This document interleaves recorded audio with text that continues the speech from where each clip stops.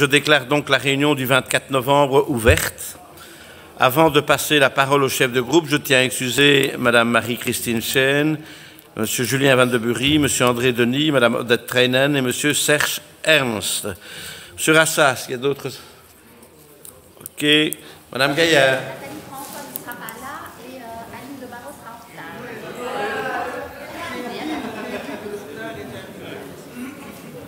Merci. Serge. Erwin ne vient pas. Il ne vient pas?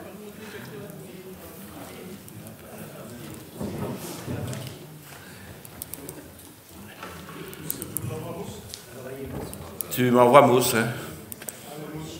Au travail.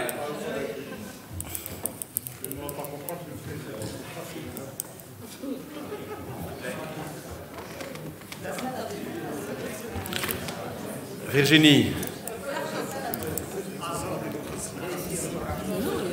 C'est qui Mousse alors? Non, ça c'est rien, tu passes le machin. Ah, le micro. Ça va, je le tiens.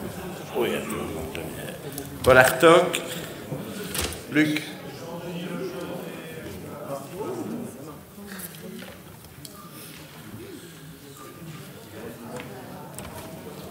Ben oui.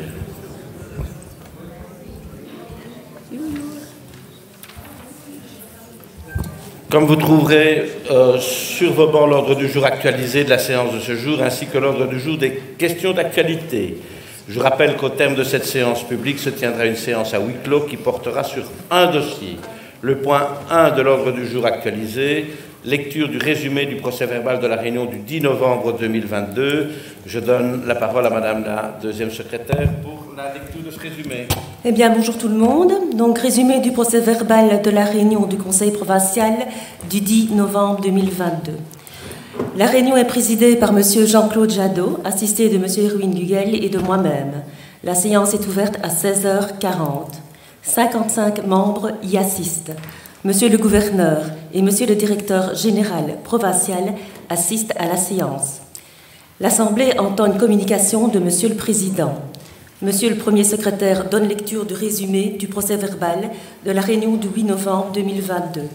L'Assemblée entend la réponse du Collège provincial via son député rapporteur, Madame Cathy Firquet, aux interventions des chefs de groupe quant au document budgétaire 2022-2023.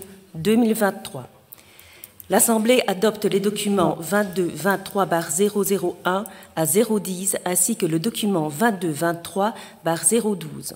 L'Assemblée adopte le budget des recettes et dépenses provinciales pour l'année 2023 par 31 voix pour et 24 voix contre. Document 22-23/011. Le procès-verbal de la réunion du 8 novembre est approuvé. La séance publique est levée à 17h45. Merci Madame la secrétaire. L'approbation du procès-verbal interviendra en fin de réunion. Point 2 de l'ordre du jour actualisé, questions d'actualité. Vous trouverez sur vos bancs l'ordre du jour des questions d'actualité qui comporte un point. Le document A01, question d'actualité d'un membre du Conseil provincial relatif à la réforme de l'enseignement qualifiant. Je me permets de vous rappeler que conformément à notre ROI, après développement de la question par son auteur, un membre par groupe politique peut intervenir sur la question pendant 2 minutes maximum par intervenant. Le député concerné prend ensuite la parole pour la réponse et à l'issue de la réponse, l'auteur ou le co-auteur peut exprimer sa réaction pendant une durée n'excédant pas 2 minutes. Pour cette question, j'invite M. Marc Mannery à la tribune. Merci beaucoup, Monsieur le Président. C'est un grand honneur de vous poser la seule question de ce Conseil d'actualité. Donc, chers collègues, vous n'êtes pas sans l'ignorer, une réforme de l'enseignement qualifiant se prépare de longue date et accouchera potentiellement dans les prochains mois. Cette réforme, qui vise notamment à rationaliser l'offre de l'enseignement qualifiant, risque d'avoir un impact non négligeable sur l'enseignement provincial. En effet, l'enseignement provincial liégeois est reconnu pour la qualité de sa filière qualifiante. Différents scénarios de rationalisation sont sur la table de négociation. Alors, Ces scénarios, ils prévoient différentes manières de rationaliser. Okay, on parle notamment, par exemple, de fermer des établissements proches de 10 km ou bien avec moins de 10 élèves, etc. Mais j'avoue ne pas être dans le secret des dieux des négociations. Mais ce que je veux dire, c'est que souvent, le diable se cache dans les détails. Alors la province, en tant que pouvoir organisateur au sein du CP11, privilégie-t-elle un scénario plutôt qu'un autre? Un scénario est-il plus avantageux pour la province? Certains établissements provinciaux pourraient-ils être amenés à devoir fermer? Et enfin et surtout, à quel impact en termes d'emploi, vu que c'est le but de la réforme quand même de rationaliser, peut-on s'attendre suite à cette réforme? Comment cet éventuel impact est-il anticipé par le Collège provincial? D'avance, merci pour la réponse que vous nous apporterez. Merci, Monsieur le conseiller provincial. Quelqu'un souhaite-t-il intervenir? Rafik?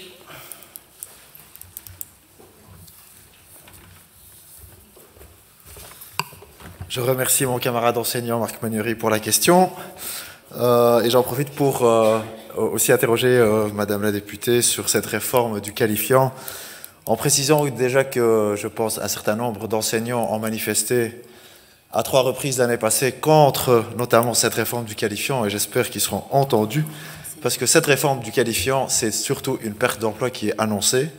Et donc les scénarios de rationalisation en fait ils ne sont pas acceptés par les enseignants. Et j'espère vraiment que justement un jour, le pouvoir organisateur qui est la province va oser prendre la parole contre la réforme du pacte. Je pense que je vous ai interrogé plusieurs fois sur cette réforme du pacte. Ce n'est pas un pacte, déjà c'est un non-pacte pour un enseignement de non-excellence. Hein, et j'espère vraiment qu'un jour la province s'exprimera, que ce soit à l'intérieur du CP11 ou vers l'extérieur, vers le monde enseignant en général, pour défendre une autre réforme du pacte hein, et une autre manière de concevoir le prolongement du tronc commun, hein, qui est vu ici comme une réforme purement budgétaire. On va prolonger le tronc commun parce qu'un élève du général coûte moins cher qu'un élève du qualifiant. Et c'est comme ça qu'est perçue cette réforme du qualifiant par la grande majorité des enseignants dans le technique et professionnel. J'espère vraiment qu'il n'y aura pas de perte d'emploi. Et donc, ma question plus précise, alors, est-ce qu'on envisage le maintien de l'emploi dans tous les instituts provinciaux de la province de Liège? Merci. Merci, monsieur le conseiller. D'autres interventions? Pas d'autres interventions. J'invite donc Madame Muriel Brodure, députée provinciale, à la tribune pour la réponse du Collège provincial à cette question.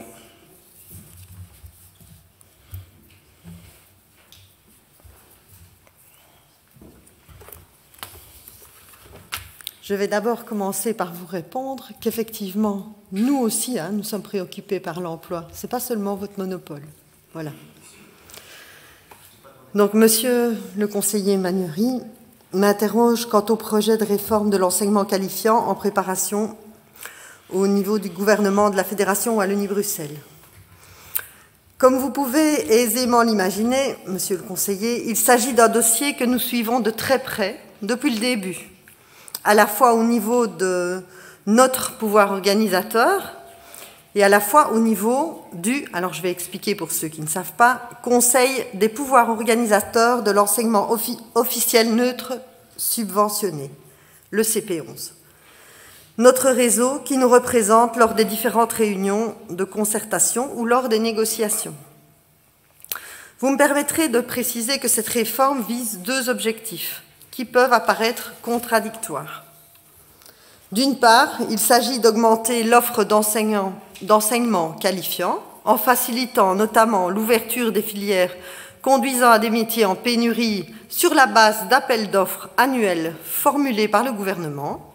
Et d'autre part, il s'agit de réduire cette même offre en rationalisant l'organisation de sections existantes sur la base d'une révision des normes de maintien, de création et de suppression des dérogations. L'objectif ici étant de réduire la dissolution des ressources dans des options peu fréquentées. C'est bien évidemment ces 2 objectifs qui a fait l'objet de très nombreuses discussions.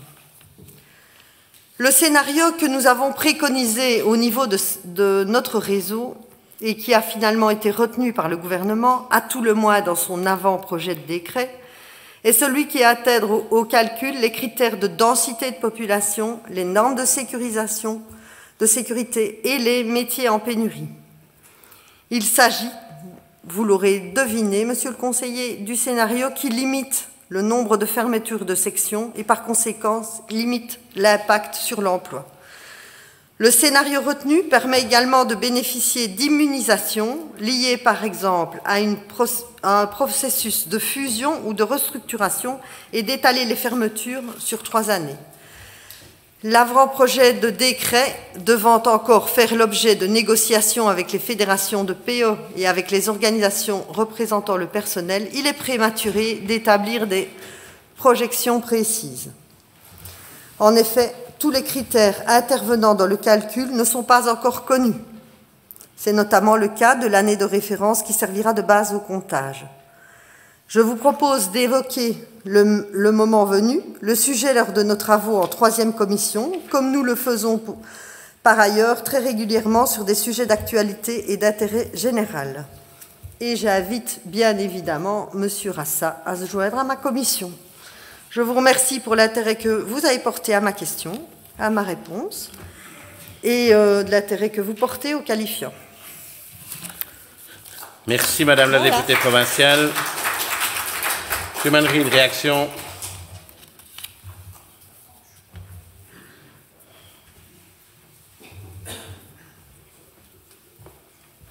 Merci, Monsieur le Président. Merci beaucoup, Madame la députée, pour votre réponse. Mais je me permets d'insister et de simplement relire la fin de ma question.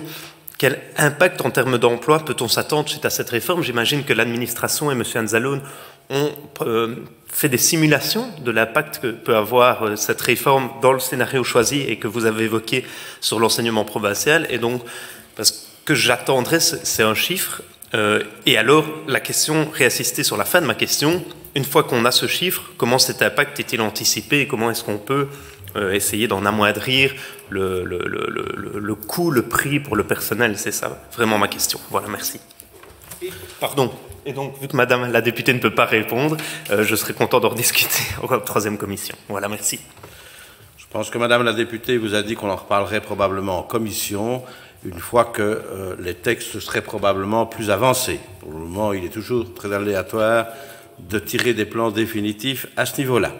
Point 3 de l'ordre du jour actualisé, le document 47, représentation provinciale au sein de l'Assemblée générale de l'organisme de financement de pension OFP, ETIAS Pension Fund. Ce document a été soumis à l'examen du bureau et n'a soulevé aucune question. C'est donc par consensus que votre bureau vous propose de l'adopter. Quelqu'un souhaite-t-il intervenir? Pas d'intervention. Je clôt la discussion générale. Nous passons au vote qui est pour les conclusions du bureau. Unanimité, le Conseil adopte la dite résolution. Point 4 de l'ordre du jour, le document 48.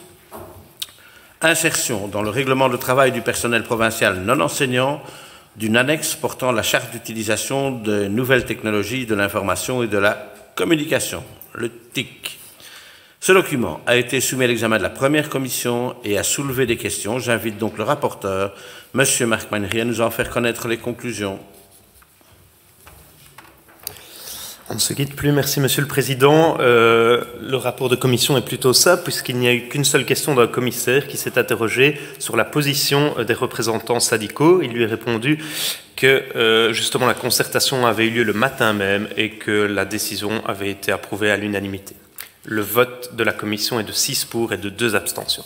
Je vous remercie, Monsieur le Conseiller provincial. Quelqu'un souhaite-t-il intervenir? Pas d'intervention. Je clôt la discussion générale. Nous passons au vote. Qui est pour les conclusions de la 1re commission? Unanimité, le Conseil adopte la dite résolution.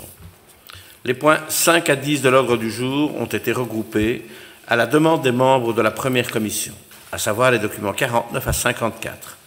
Octroi de subventions en matière de culture, subventions aux institutions culturelles du secteur privé, demande de soutien des ASBL, Centre culturel de Spa-Jalais, Stoumont, MN EMA, mouvement sans titre, demande de soutien de 14 bénéficiaires, institutions privées et demande de soutien de Madame Zoé Nève. Le document 054 ayant soulevé des questions, j'invite le rapporteur, Madame Isabelle Grindorch à nous en faire connaître les conclusions.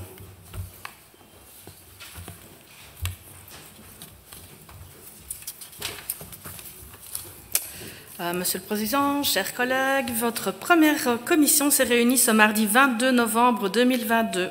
Seul le document donc 054 a posé question. Un commissaire s'étonne de l'octroi de subvention pour une personne physique domiciliée à Bruxelles. Il lui est répondu qu'il s'agit d'un spectacle dont la présentation aura lieu à Liège en avril 2023. La demande est faite au nom d'une personne physique, mais il s'agit d'un groupe de personnes constituées d'élèves du conservatoire. Comme ils sont jeunes, ils ne sont pas encore mis en compagnie, donc l'ancrage liégeois est bien présent. Le même commissaire s'interroge sur le montant de 97 000 € de dépenses pour une création théâtrale. Il lui est répondu qu'un tel montant n'est pas du tout rare pour la création théâtrale professionnelle. Il faut en effet prendre en compte la rémunération des artistes, les frais de déplacement, le logement, de nourriture, la musique, etc. Mais la province intervient pour une subvention de 5 623 € qui correspond en fait au salaire de 2 personnes. Donc c'est donc par 6 voix pour et 2 abstentions que votre commission vous propose d'adopter ce point. Je vous remercie, Madame la conseillère provinciale. Les 5 autres documents n'ayant soulevé aucune question, c'est par 6 voix pour et 2 abstentions que votre première commission vous propose de les adopter. Quelqu'un souhaite-t-il intervenir? Pas d'intervention, nous passons au vote. Pouvons-nous procéder à un vote globalisé? Oui. Qui est pour les conclusions de la première commission en ce qui concerne les 6 documents? Unanimité, le Conseil adopte les 6 résolutions. Le point 11 de l'ordre du jour, le document 55, octroi de subventions en matière de relations avec les territoires, les villes et les communes, demande de soutien de la ville de Limbourg concernant le financement de la location de chapiteaux destinés à accueillir divers événements culturels en 2023. Dotation régionale destinée à participer aux charges exceptionnelles liées aux inondations des 14 et 15 juillet 2021. Ce document a été soumis à l'examen de la première commission et n'a soulevé aucune question. C'est donc par 8 voix pour et 2 abstentions que votre première commission vous propose de l'adopter. Quelqu'un souhaite-t-il intervenir? Pas d'intervention, je clôt la discussion générale. Nous passons au vote. Qui est pour les conclusions de la première commission? Unanimité, le Conseil adopte la dite résolution. Les points 12 et 13 de l'ordre du jour ont été regroupés à la demande des membres de la première commission, à savoir les documents 56 et 57, rapport d'évaluation relatif au contrat de gestion conclu entre la province de Liège et les ASBL Région de Verviers, conférence d'arrondissement des bourgmestres et du Collège provincial de Liège et conférence des élus Meuse-Condro-Esbeil. Ces 2 documents ayant soulevé des questions, j'invite le rapporteur, M. Didier Nissen, à nous en faire connaître les conclusions.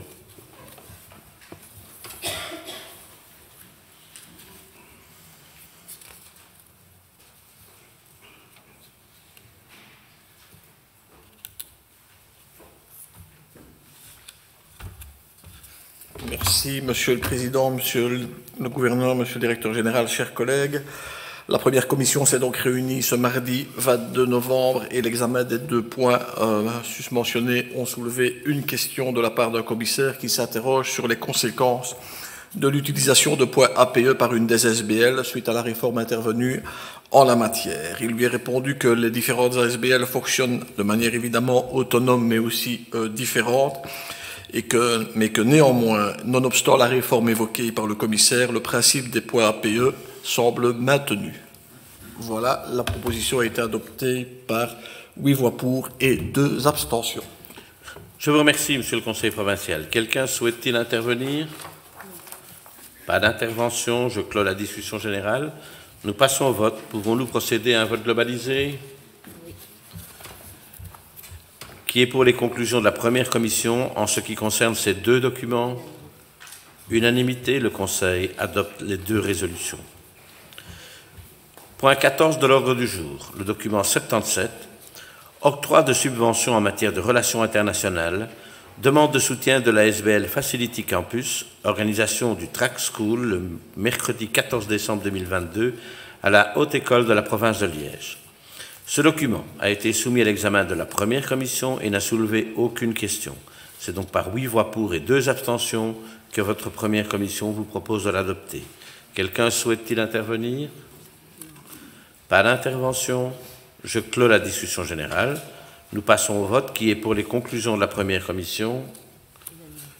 Unanimité. Le Conseil adopte la dite résolution.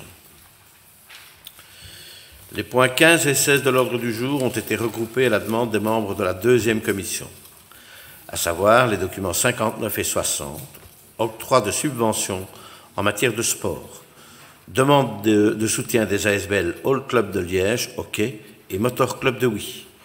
Le document 60 ayant soulevé les questions, j'invite le rapporteur, M. Luc Lejeune, à nous en faire connaître les conclusions.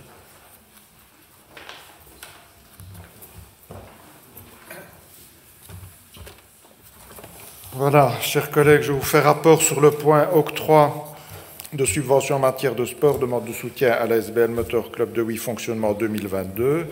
Une commissaire demande pourquoi la demande arrive au Conseil de novembre, alors que le dossier est complet depuis juin 22. Il lui est répondu qu'il s'agit d'une réaffectation de la part de subside 2021 d'une convention de 3 ans. Le subside 21 est reporté en 22. Il est confirmé un retard de l'administration. Il est confirmé que le subside est octroyé en 2022 malgré les réserves financières de l'ASBL, mais en tenant compte de résultats en dents de scie au fil des éditions. La même commissaire dit sa difficulté avec le libellé dans la délibération. Je cite « Projet social pour la promotion du sport automobile ». Il lui est répondu qu'il convient de remplacer le mot « projet » par le mot « objet ». Une autre commissaire demande comment notre décision de soutien financier pourrait être conditionnée à des exigences de sécurité à la suite de l'édition 2022 malheureuse puisque 2 décès sont survenus. Il lui est répondu que la province ne peut rien imposer à la zone de police qui est la seule compétente pour établir ces exigences en matière de sécurité.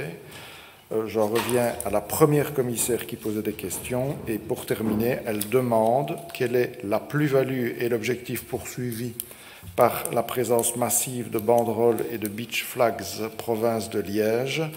Il lui est répondu qu'il s'agit bien de choisir les endroits les plus judicieux pour assurer la visibilité de la province et faire savoir que la province est partenaire. Le vote, 7 voix pour, 0 contre et 5 abstentions. Je vous remercie, Monsieur le chef de groupe. Le document 59, n'ayant quant à lui soulevé aucune question, c'est par 9 voix pour et 3 abstentions que votre deuxième commission vous propose de l'adopter. Quelqu'un souhaite-t-il intervenir? Sandrina?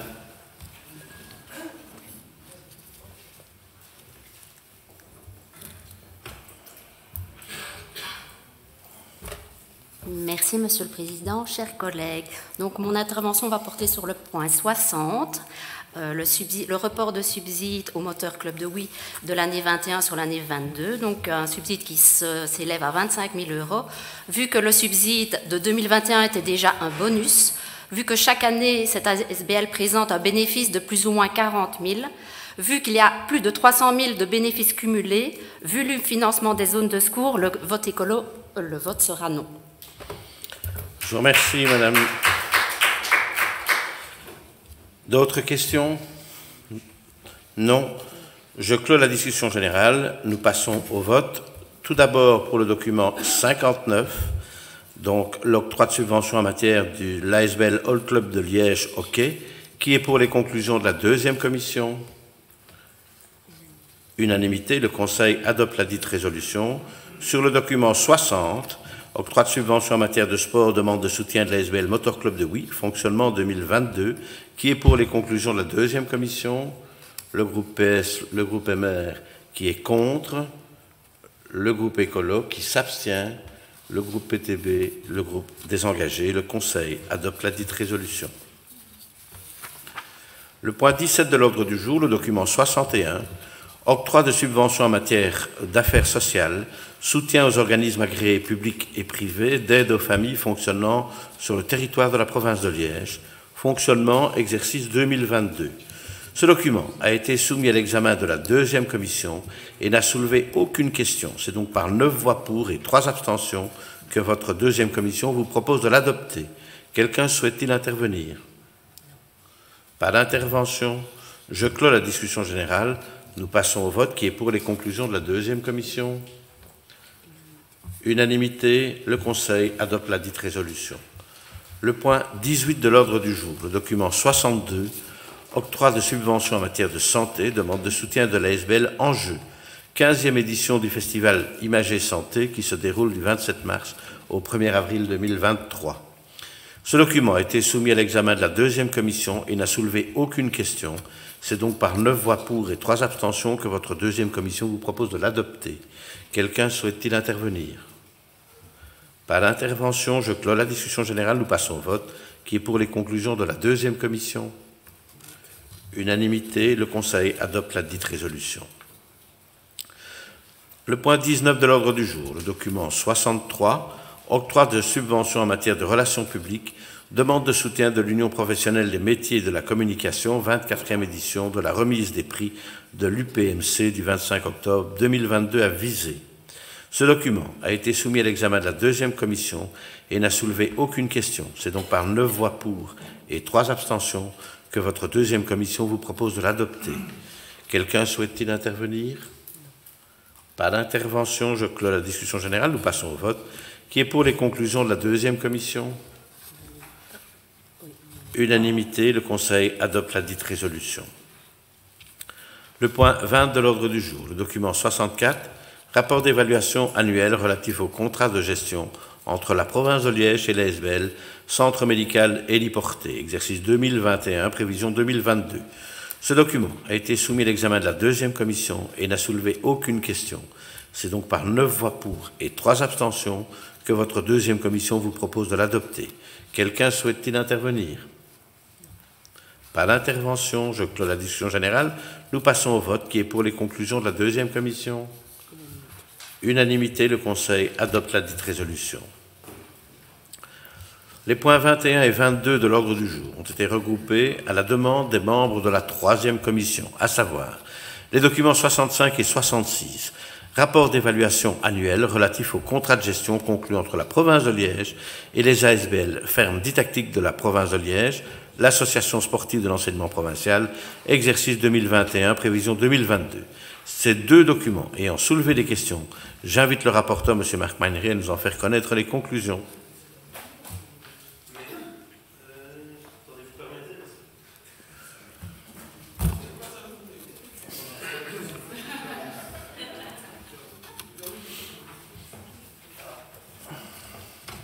Marc, on te fait travailler aujourd'hui, hein? Merci, Monsieur le Président. Effectivement, j'ai un peu l'impression de m'être fait avoir ce coup-ci. Attendez, vous permettez.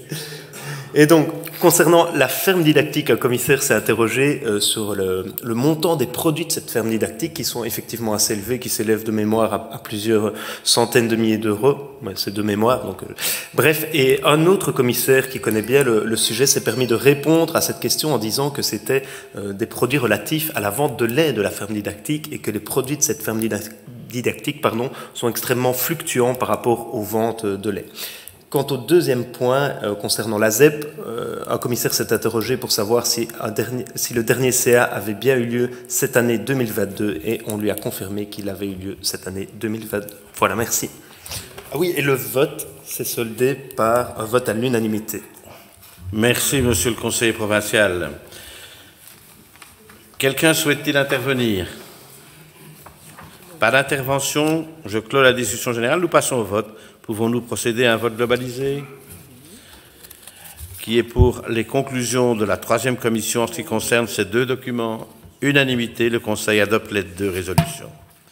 Le point 23 de l'ordre du jour, le document 67, marché public de fourniture, mode de passation et conditions de marché relatifs à l'acquisition dans le cadre de la subvention, stratégie numérique pour l'enseignement supérieur de plein exercice, de matériel informatique, audiovisuel et de projection.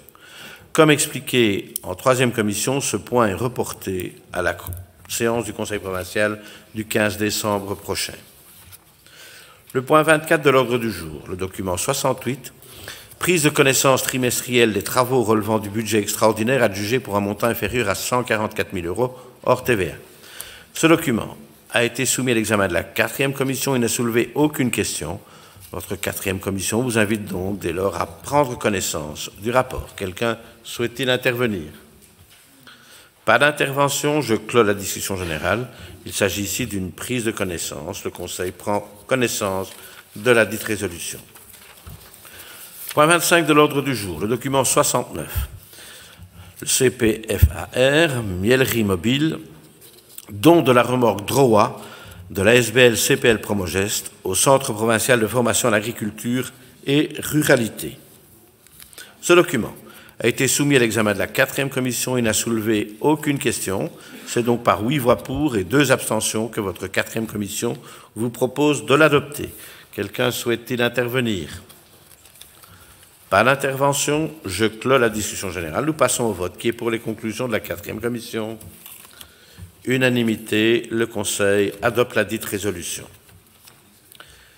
Les points 26 à 29 de l'ordre du jour ont été regroupés à la demande des membres de la 5e commission, à savoir les documents 70 à 73, deuxième Assemblée générale ordinaire des intercommunales Aqualis, AIDE et CHR Citadelle, ainsi que l'Assemblée générale extraordinaire du CHR Citadelle. Ces 4 documents n'ayant soulevé aucune question, c'est par 9 voix pour et 1 abstention que votre 5e commission vous propose de les adopter. Quelqu'un souhaite-t-il intervenir? Pas d'intervention, je clôt la discussion générale. Nous passons au vote. Pouvons-nous procéder à un vote globalisé? OK. Qui est pour les conclusions de la 5e commission en ce qui concerne ces 4 documents? Le groupe Écolo, le groupe PS, le groupe MR, les engagés. Qui est contre? Qui s'abstient? Le groupe PTB. Le Conseil adopte les 4 résolutions. Les points 30 à 32 de l'ordre du jour ont été regroupés à la demande des membres de la 5e commission, à savoir les documents 74 à 76, culte, budget 2021 de la mosquée Aksem Sedin compte 2021 et budget 2022 de la mosquée As-Sahaba. Le document 74 n'ayant soulevé aucune question, votre 5e commission vous invite à en prendre connaissance. Les 2 autres documents n'ayant soulevé aucune question, c'est par 9 voix pour et 1 abstention que votre 5e commission vous propose de les adopter. Quelqu'un souhaite-t-il intervenir? Pas d'intervention, je clôt la discussion générale. Nous passons au vote. En ce qui concerne le document 74, il s'agit d'une prise de connaissance. Le Conseil prend donc connaissance de la dite résolution. Pouvons-nous procéder à un vote globalisé? Qui est pour les conclusions de la 5e commission en ce qui concerne ces 2 documents? Le groupe Écolo, le groupe PS, le groupe MR, les groupes des engagés. Qui est contre? Qui s'abstient? Le groupe PTB. Le Conseil adopte les 2 résolutions. Point 33 de l'ordre du jour, approbation du procès-verbal de la séance du 10 novembre 2022. Aucune réclamation n'ayant été déposée en ce qui concerne la rédaction du procès-verbal de notre dernière réunion, je le déclare approuvé et déclare close la séance publique de ce jour. La prochaine séance ordinaire du Conseil provincial aura lieu le jeudi 15 décembre 2022 à 16h30. Nous avons donc maintenant une séance à huis clos, en application de l'article L 2212-15.